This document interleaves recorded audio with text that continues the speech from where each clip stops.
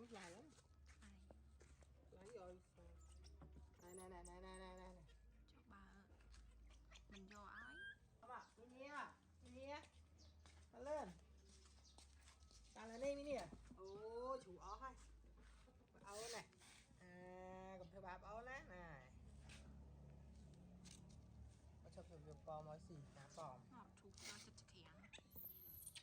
Áo này. Lạnh áo nát. Ôi.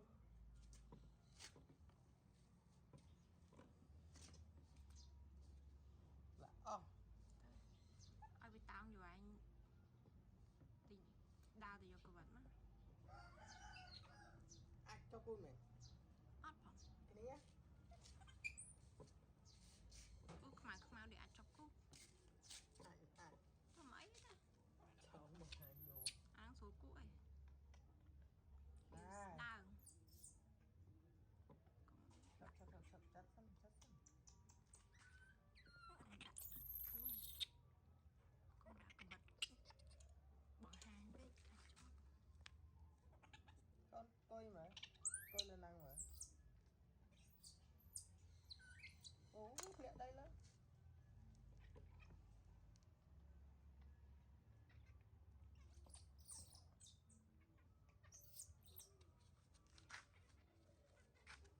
Bấm dài lắm. Lấy rồi. Này. Cho bà mình vô ái. Cơ quan lụ. Trong này vô. Khẩu chứ nè. Mà lụ gặp mi tha. Khẩu cho hay. Ở rồi spicy. Mami Mini. Ai mi kia xì ai chán còn ai về nè. Sáng cái lạnh. Mời ghé một tờ trà hái. Mami Mini. Hột tên á. Ta ao kê. Ai kê ai ao. Mini chắc là khỏe mấy. Hả? Why you so mean? Moni á nữa. Mini Moni. Mua cái chu để vui vàng vô tóc nó khát khỏi tí ba này vì bà tho ta.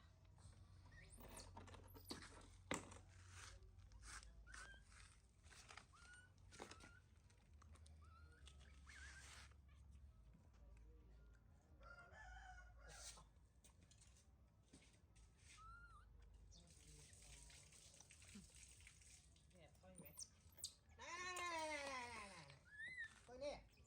Sit down, Mini. Sit down. Ai à môi tu nhỉ. Vì con Jessie ấy gì.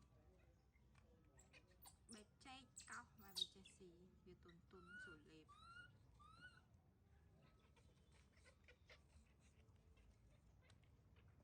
Này. Thôi bác áo này. Coi nữa. Bài bục tên nọ. Camera này khá nọ. Ở trong là bởi gì. Mặt tàu chứ. Trắng các bạn.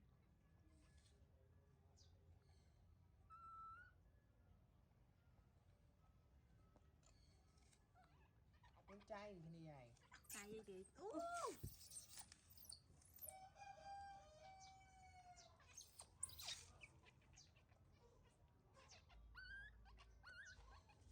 Cái này không cắt chay.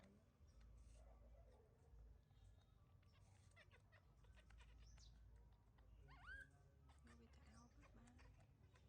Chất khô bình tí.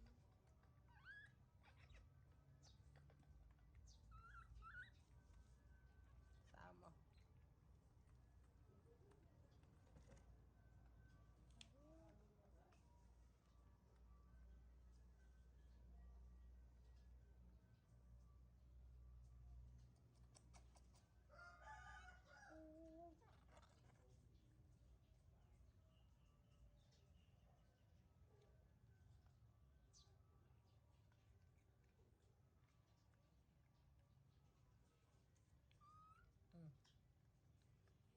Cái gì vậy?